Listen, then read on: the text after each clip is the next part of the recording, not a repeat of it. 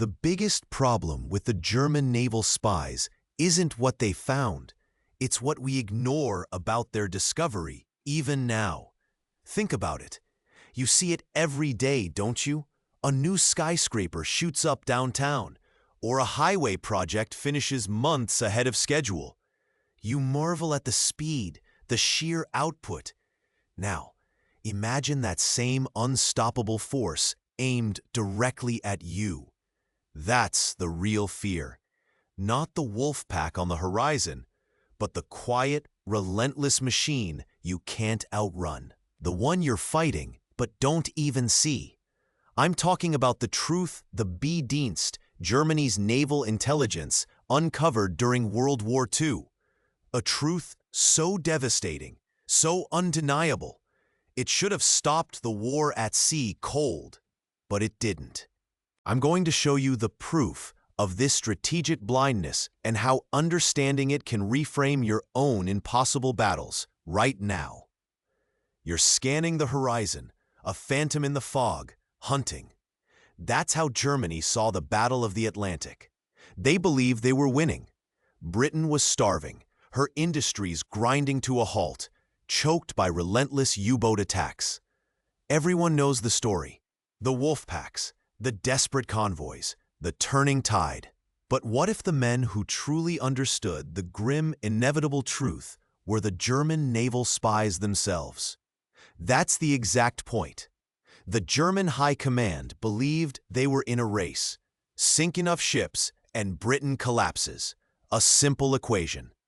But the B-Dienst, Germany's signals intelligence service, saw a different math. They didn't just decode messages. They decoded reality. They looked at the numbers, the cold, hard facts pouring out of Allied communications, and what they saw was terrifying for Germany. Here's the simple truth. The U.S. was building ships faster than German U-boats could sink them. Period. It sounds almost too simple, doesn't it? Like trying to empty a swimming pool with a teacup while someone else fills it with a fire hose. You pour your heart into it, you work harder, you sacrifice more, but the level just keeps rising. Does that feeling sound familiar? That's the core dilemma. The B-Dienst, these quiet, meticulous analysts, were tracking every Allied merchant ship movement. They knew the convoys, they knew the routes, but crucially, they also knew the new ships. They had the hard data on American industrial output. They saw the shipyards of America humming with an efficiency no one in Europe could match. They saw the sheer, overwhelming power of a nation that could turn raw materials into an endless stream of ships. Think about it this way. You're trying to manage your budget. You cut here, you save there, you feel the pinch. But what if your income suddenly doubled or tripled? The game changes completely, doesn't it? The U-boat commanders were focused on the sinking, the B-Dienst focused on the building, and the gap between those two numbers was a chasm. This isn't just history. This is a mechanism that plays out in your life right now. You're fighting a problem. You're putting in the effort. But are you fighting the right battle? Are you addressing the root mechanism? Or are you just trying to empty that pool with a teacup? The B-Dienst delivered the ultimate, most devastating intelligence of the Battle of the Atlantic. They weren't just decoding enemy plans. They were decoding the future. A future where American industry, not German submarines, would write the final chapter of the war at sea. The question then becomes, what happens when the truth is staring you in the face, but you're too invested in the lie to see it? This is the story of the B-Dienst, the silent prophets of a losing war. Their numbers revealed the greatest strategic miscalculation of World War II. It's a stark reminder that in any conflict, the raw facts, however inconvenient, often hold the real power. Do you keep repeating the pattern of blind effort, or do you test this mechanism now? If you want to see this working, if you want to understand how to apply this to your own silent battles, subscribe now. I'll open the test for you in just a bit. The real battle wasn't just about torpedoes and depth charges. It was about blueprints and rivets. It was about the cold, hard proof of industrial capacity. And the German High Command, they just couldn't see it. This blindness, this refusal to acknowledge the numbers, led to unimaginable sacrifice. But there's a deeper lesson here, a mechanism you can use. The next step changes everything. The next step changes everything. Because the B-Dienst had the proof. They weren't guessing. They weren't just intercepting whispers. They were tracking the actual flow of steel, the roar of shipyards, the endless stream of raw materials turning into finished vessels. Think about it this way. You're trying to bail out a leaky boat with a bucket. You work hard. You're exhausted. But then you look over, and the other side is using a super pump. An industrial-grade pump pushing water in faster than you could ever hope to remove it. That's the feeling. That's the simple, brutal mechanism the B-Dienst uncovered. They saw the Liberty ships, hundreds of them, then thousands. These weren't just any ships. They were built with revolutionary speed. Standardized parts, assembly line production on a scale never before imagined. One ship in 10 days, then one in 8, then one in 4. You hear that? A ship from keel to launch in 4 days. That's faster than most U-boats could even get to their patrol zones. Repara nisu un segundo. While German U-boats were sinking perhaps 1 or 2 ships a month, American shipyards were launching dozens. How do you win a war of attrition against that kind of output? You can't. The U-boat commanders were fighting the visible enemy, the convoy. The B-Dienst saw the invisible, unyielding mechanism behind it, the factory floor, the true battlefield. Yet the German High Command, they just couldn't process it. They were too invested. Too committed to the idea of the wolf pack as the ultimate weapon. They'd poured resources, men, and national pride into the U-boat program.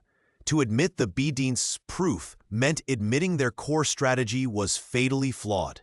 It meant acknowledging that the war at sea, their most promising front, was already lost. I know where this gets stuck. It's not about the facts. It's about what those facts mean for your identity, your effort, your past decisions. The German High Command clung to tactical victories. Another convoy sunk. Another U-boat ace celebrated. They focused on the noise, not the precision of the B-Dienst's quiet, devastating numbers. They were trying to empty that pool with a teacup, convinced their teacup was simply the best teacup ever made. The first major turn, the common tactic of sinking ships, failed, not because of a lack of effort or bravery. It failed because the very premise of the battle was wrong. The U-boats weren't fighting just ships. They were fighting an entire industrial nation, a nation that could replace losses faster than they occurred. This is the shock of reality. The battle wasn't about U-boats versus merchantmen. It was about German manufacturing versus American manufacturing. And that fight was over before it began.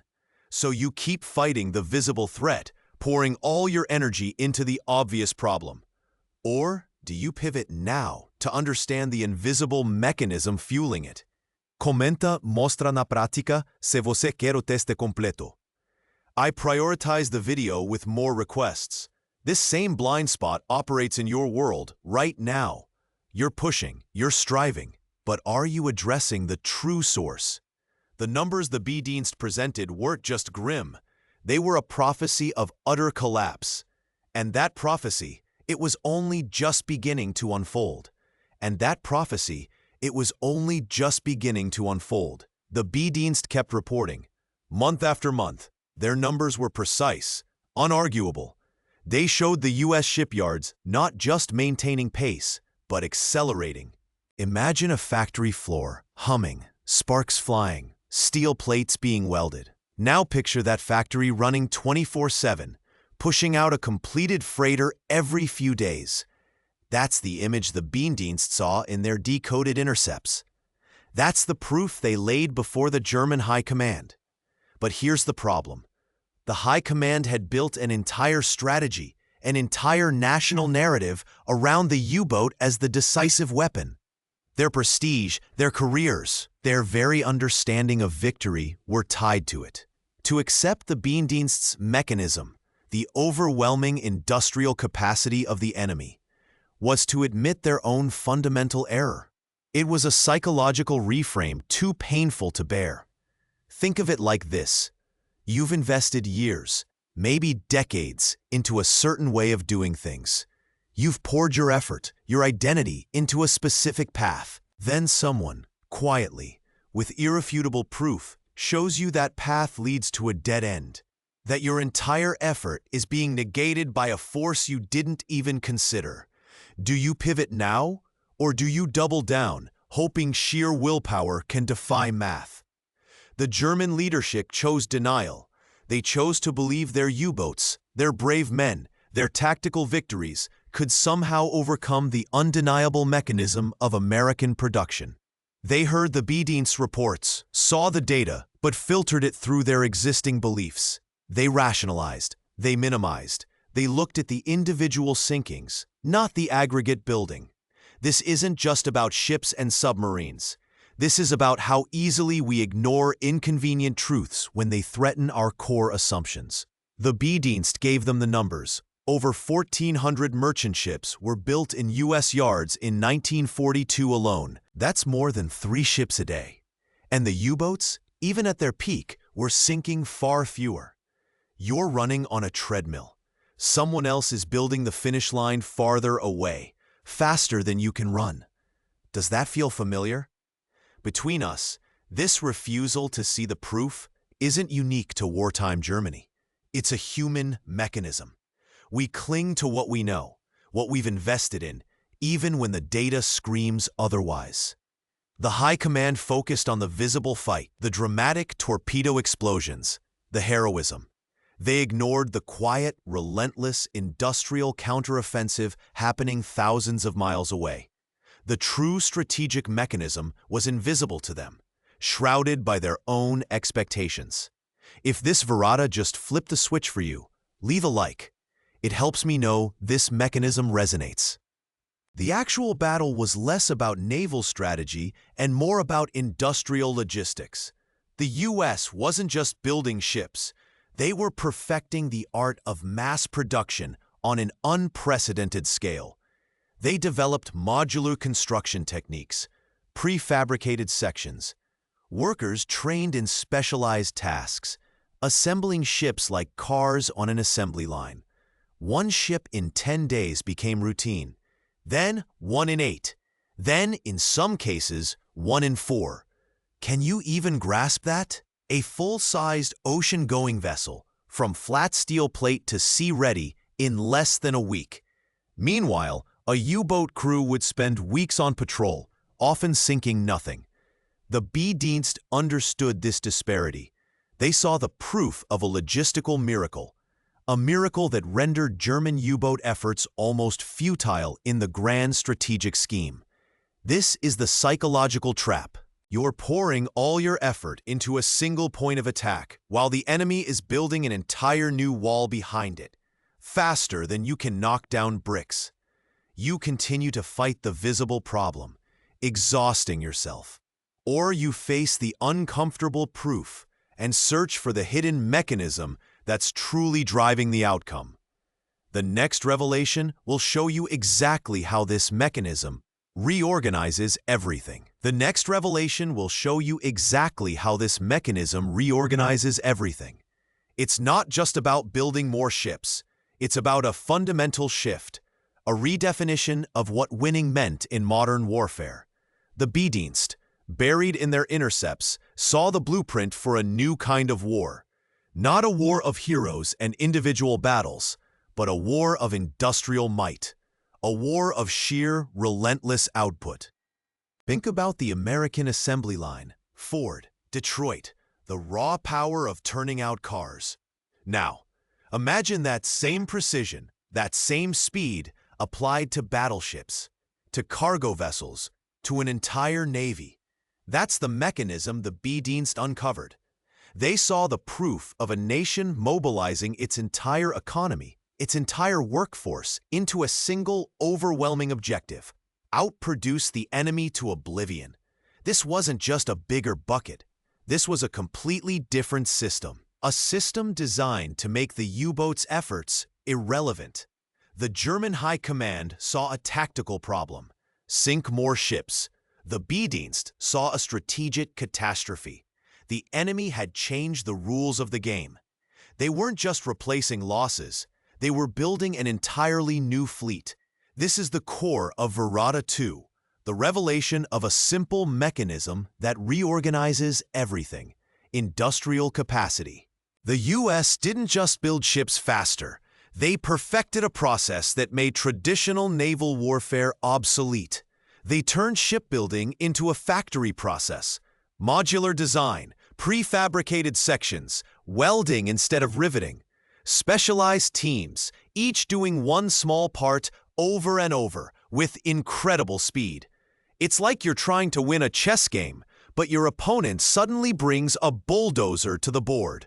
Your elegant moves, your clever tactics, they don't matter anymore. The scale has shifted.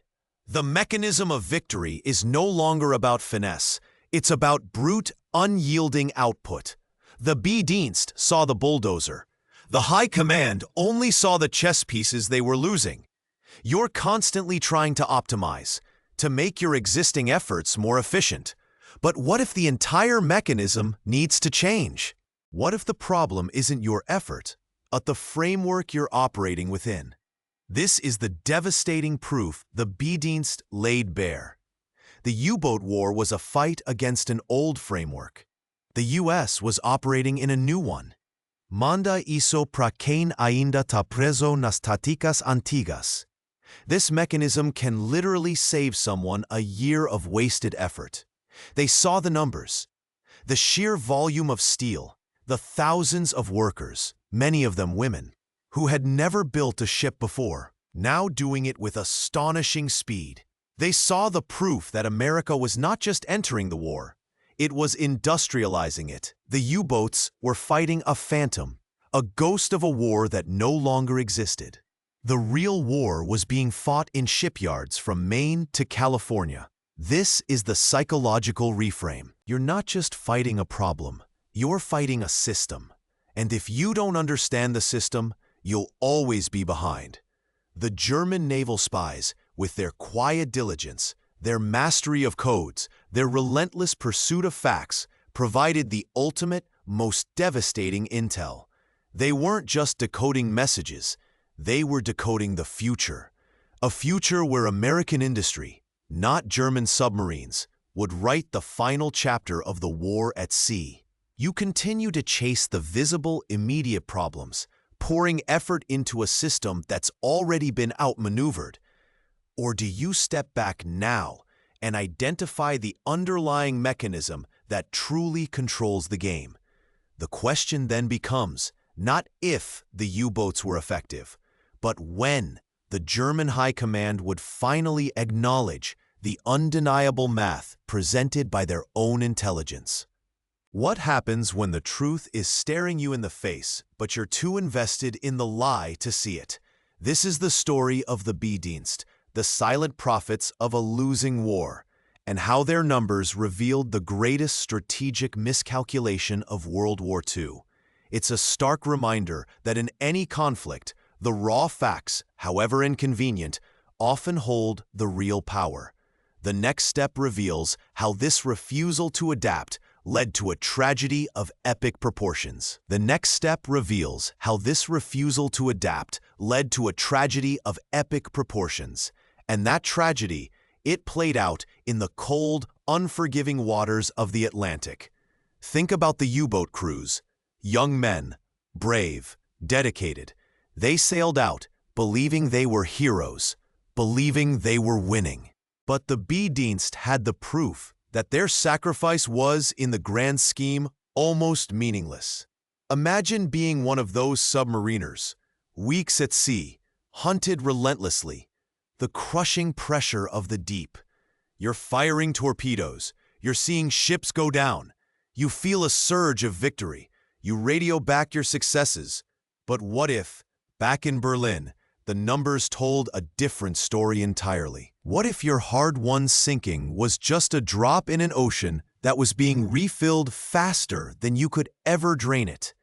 The High Command, they celebrated those sinkings. They awarded medals. They bolstered morale. But they ignored the quiet, relentless proof of the burgeoning American fleet.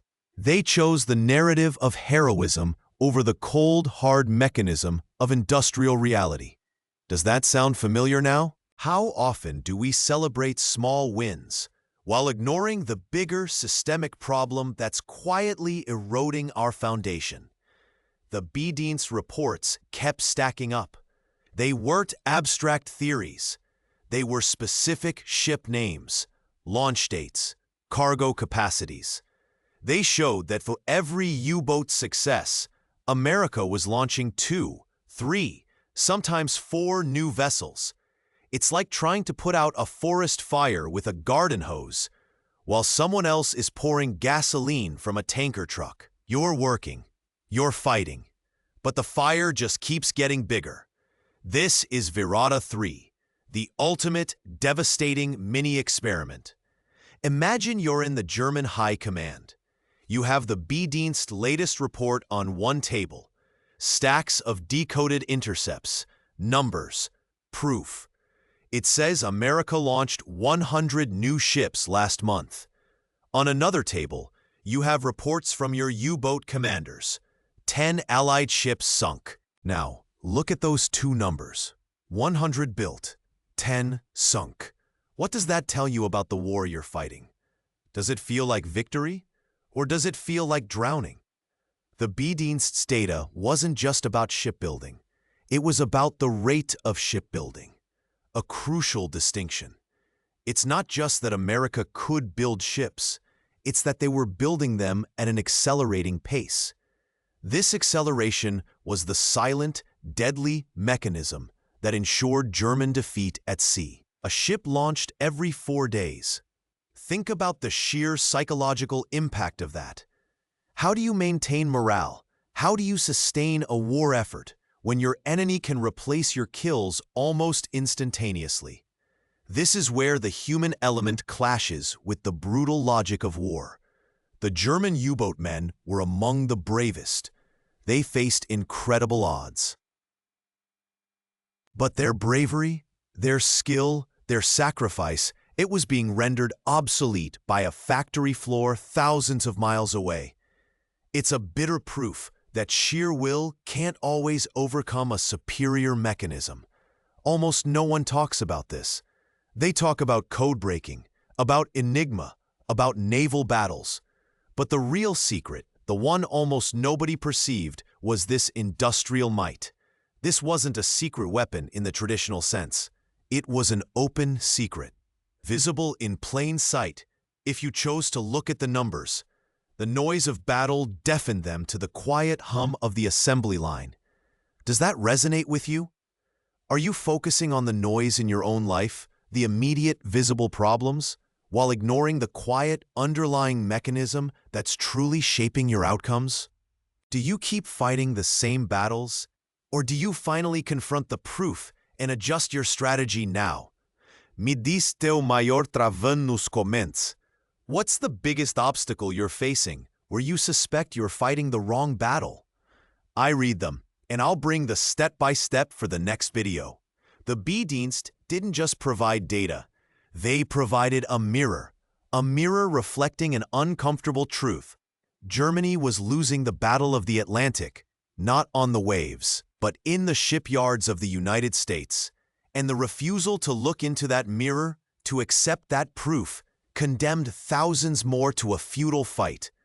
This wasn't a failure of intelligence. It was a failure of leadership to integrate intelligence, to reframe their strategy based on undeniable proof. They were so committed to the idea of the U-boat as the ultimate weapon that they couldn't see it was being outmaneuvered by a completely different mechanism. The sheer overwhelming industrial might of America. Think of the resources poured into U-boat construction, into training crews, into maintaining bases, all committed to a fight that, according to their own spies, was already lost. This meant German resources, manpower, U-boats were committed to a battle that, at its core, was predetermined by industrial capacity. This is the tragic mechanism of denial. It's a stark reminder that in any conflict, the raw facts, however inconvenient, often hold the real power. The consequences of this denial weren't just strategic. They were deeply, profoundly human. And the ultimate price, that was still to be paid. The ultimate price, it was paid in lives. Thousands of German sailors, these U-boat crews, sent to their deaths in a battle already decided by factory quotas. Think about that for a second. Imagine sailing into a storm you know, deep down, you can't win. You're fighting waves that are growing larger, faster than your boat can handle. That's the brutal reality the B-Dienst saw. That's the proof they laid bare. Their intelligence wasn't just about ship numbers. It was about the cost of ignoring those numbers. It was about the waste. The immense, tragic waste of human potential, of national resources, poured into a black hole of denial. The High Command kept pushing. They kept sending out submarines. They kept celebrating every minor sinking, every small tactical victory, as if it mattered. But the mechanism of American industrial might was simply too overwhelming. Between us, this is where strategy becomes tragedy. When leaders are so invested in their own narrative, their own vision of victory, that they can't see the proof their own intelligence provides. They couldn't pivot. They couldn't say, "We were wrong. Our U-boat strategy is fundamentally flawed against this new kind of industrial warfare." Why? Because admitting that would shatter their entire sense of purpose, their identity, their power. Consider a business today. You're pouring money, time, effort into a product or service. You're getting feedback, data, proof that it's not working, that a competitor has a mechanism that simply outpaces you. Do you keep investing? Or do you cut your losses now and reallocate that energy? The German High Command chose to double down on a losing hand. This wasn't just about the Atlantic. This denial, this blindness to the industrial mechanism of the enemy, infected their entire war effort. It meant resources that could have gone to developing new weapons, to strengthening other fronts, to protecting their homeland, were instead squandered on a doomed naval campaign. The B-Dienst proof wasn't just a report. It was a strategic warning for the entire war. O próximo passo muda o jogo. Because the refusal to accept this proof had ripple effects across the globe. It had ripple effects across the globe. The U-boat war, meant to strangle Britain, instead became a grinding, resource-intensive drain on Germany. Every U-boat built, every torpedo fired, every sailor trained was a resource that could have been used elsewhere. It's a classic case of opportunity cost. What if Germany had accepted the B-Dienst proof early on? What if they had reallocated those resources to air defense, to tank production, to anything but a battle they were demonstrably losing? The B-Dienst saw this bigger picture. They saw the relentless mechanism of American production, not just as a threat to their U-boats, but as a symbol of an enemy that could simply outmanufacture, outsupply, and ultimately outfight them on every front. This was the silent, terrifying truth. You're fighting a boxing match, but your opponent has an endless supply of fresh arms. You land a punch, they grow two more. How do you win? Look at the detail that nobody told you. The B-Dienst weren't just decoding messages about ship movements. They were decoding messages about steel production, about assembly line efficiency, about worker shifts. They were seeing the raw data of an industrial revolution happening in real time. And that data, That undeniable proof showed a scale of production that made Germany's own impressive industrial output look small in comparison. This is the hidden mechanism of modern power. Not just military might, but the ability to create military might at an exponential rate. The U.S. understood this. Germany's high command, blinded by their traditional military thinking, did not. They continued to fight the last war, while America was building the next one. Does that sound familiar now? Are you stuck fighting battles based on old rules, old assumptions, while the world around you has shifted to a new mechanism? The B-Dienst tried to warn them. They presented the proof, but the inertia of established thinking, of national pride, was too strong.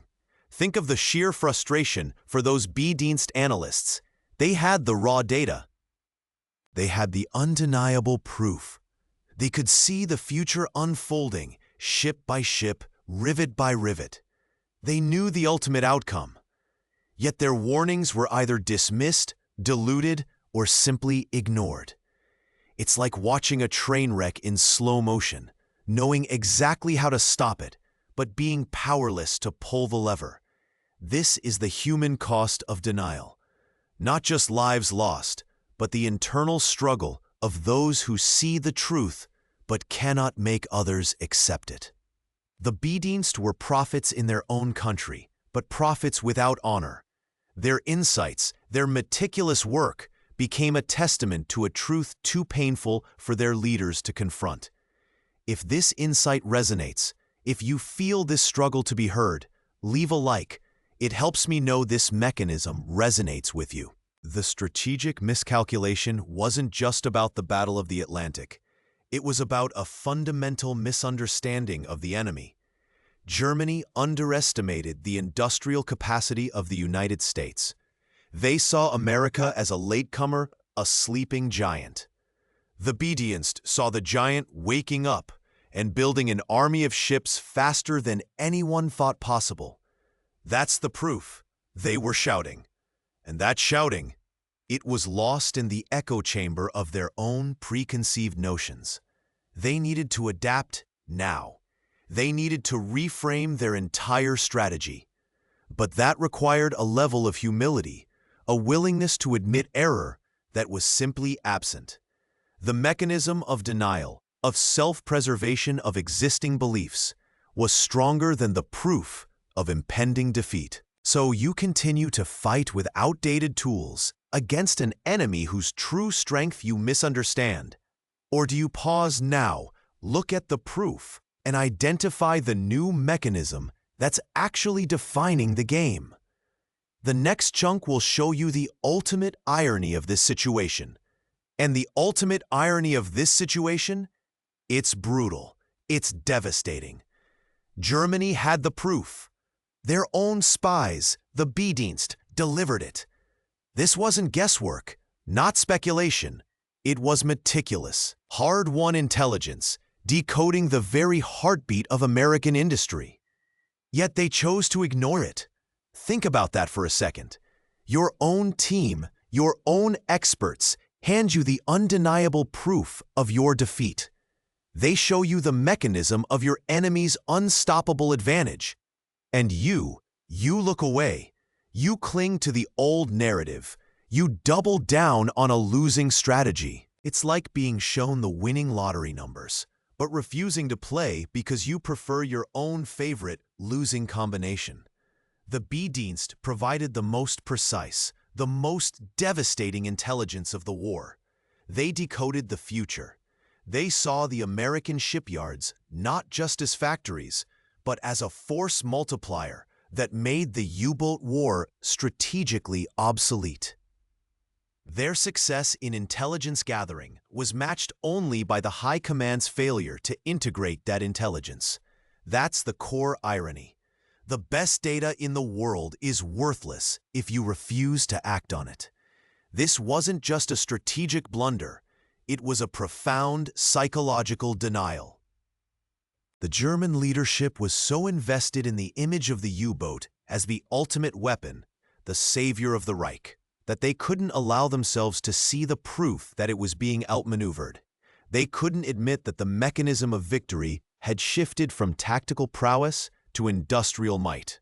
Repara niso segundo. This isn't just history, it's a mirror for now.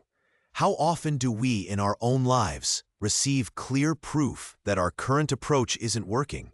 Maybe it's a relationship, maybe a career path, maybe a personal habit. The data is there, the signs are undeniable, but we resist, we rationalize. We tell ourselves a different story because the truth is too uncomfortable. The B-Dienst's reports weren't just ignored. They were often reframed, dismissed as American propaganda, seen as an exaggeration. The human mind, especially in power, can be incredibly adept at rejecting inconvenient proof. It's a powerful mechanism of self-deception. They wanted to believe their U-boats were winning, so they believed it, despite what their own intelligence was telling them. The consequence? A horrific waste of resources, of time, but most tragically, of lives. Each U-boat launched after the B-Dienst's initial reports became a symbol of this denial. Each sailor sent to sea was a victim of a leadership that chose fantasy over proof. They were fighting a phantom war, a ghost of a conflict that had already been decided in the shipyards of America. This is where the human drama becomes almost unbearable. Imagine being an analyst in the B-Dienst. You're watching your countrymen die, knowing that you provided the proof that could have saved them. You saw the inevitable outcome, clear as day in the numbers. You presented the mechanism of defeat, and nothing changed. The ships kept sinking. The U-boats kept being lost. The war kept grinding on, fueled by a delusion. The ultimate irony, then, is that the enemy wasn't just the Allied convoys. It was the internal enemy of denial, the refusal to confront a painful truth, the inability to pivot when the mechanism of the game had fundamentally changed. This wasn't a failure of courage on the battlefield. It was a failure of vision in the war room. Between us, this is the most critical lesson. Your greatest opponent might not be external. It might be your own resistance to seeing the proof, to understanding the new mechanism, and to changing your strategy now. The German High Command, by ignoring the B-Dienst, effectively became an accomplice in their own strategic downfall. They had the information to adapt. They chose not to. Does that hit you hard? It should, because it shows how even the most powerful, most organized systems can collapse under the weight of denial.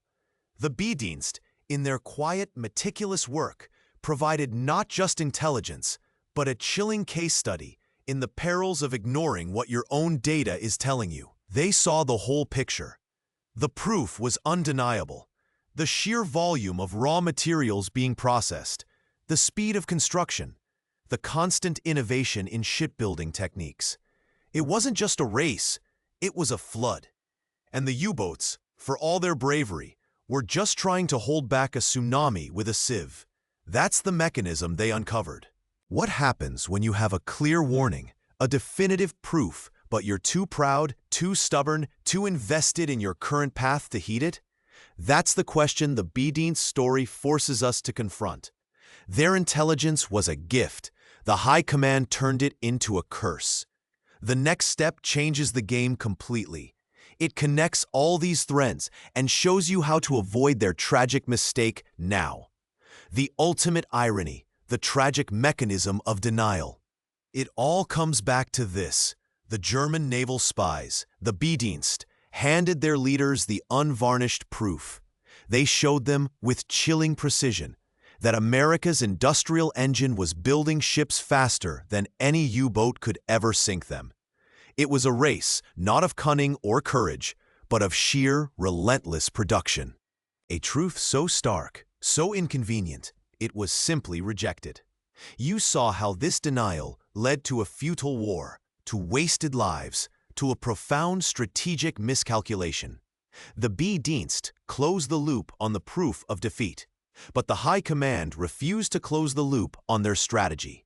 They clung to the old battle, blinded to the new mechanism of power. That's the bitter truth. So, what's your proof now? What undeniable data are you ignoring in your own life? Your relationship? Your career? Your health? You have a choice. 3 simple steps. Cut the noise, seek the real proof, and adjust your mechanism now. I show you how to apply these steps, how to identify your own B-Dienst data, and how to pivot before it's too late. If this insight hit home, leave a like. And to see this mechanism in action, to truly understand how to use this proof to your advantage, click on the playlist now. Vem comigo. The next video is waiting to show you this in real time.